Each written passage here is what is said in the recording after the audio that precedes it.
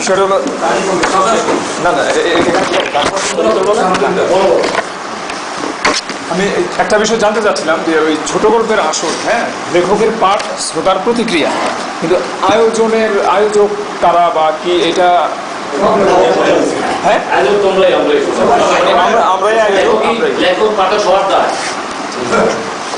আচ্ছা ঠিক আছে। না না, এখন আমি যে বিষয়টা একটু বলতে চাচ্ছিলাম এটা হলো যে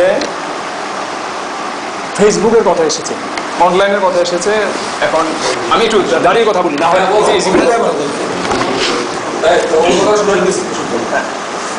ফেসবুক কিন্তু এই যে আজকের ছোট গল্পের আসর, এই উদ্দেশ্যটা পূরণ করতে পারে না কখনোই।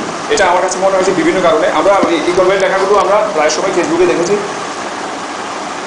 98 সালে এটা এই সাহিত্য পাঠের আসরে আমি একটা গল্প পাঠ করেছিলাম। এটা যে কারণে বলছি, ওখানে সবাই এই গল্পটা শুনতে বিরক্ত প্রকাশ করেছিলেন এবং এটাকে একটা না গল্প হিসেবে বলেছিলেন। আহমেদ কবির এবং কাজী মোহাম্মদ আলমগীর তখন বললেন যে এটা গল্প কি গল্প না সেটা বড় বিষয় না, এটা একটা পরীক্ষা নির্ভর লেখা, কমপক্ষে এটা মানতে হবে। 20 বছর পরে এসে জানালা অমাবস্যার মুখোমুখি ওই লেখাটাই ঝেপেছে। তাহলে সাহিত্যের লোক, সাহিত্যের আড্ডা, এটার কোনো বিকল্প নেই।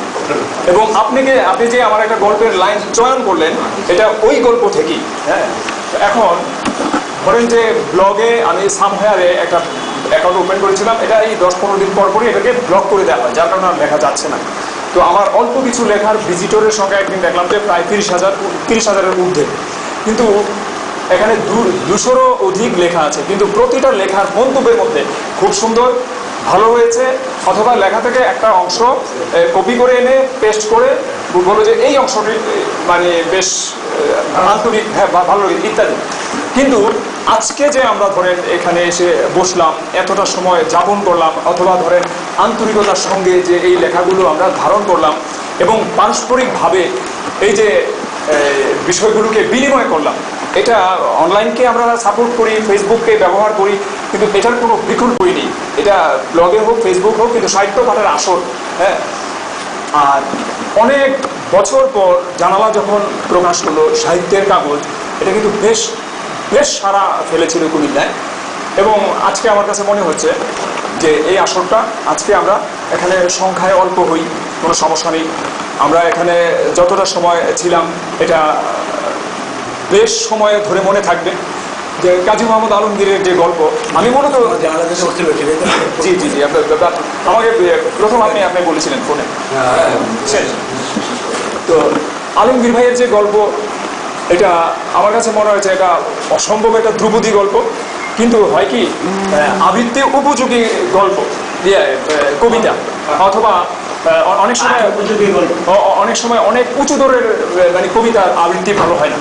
কিন্তু এই ক্ষেত্রে আমার কাছে মনে হয়েছে যেমন আলমগীর ভাইয়ের প্রায় গল্পই আমার কিন্তু মুখস্থ আছে, মুখস্থ না মানে অন্ধকারের বয়ান, বাঁশবাগানের মাথার উপর চাঁদ উঠেছে ওই, বা জব্বর মিয়ার উড়াল পাখি এটি ভুবন চিলের গল্প ইত্যাদি।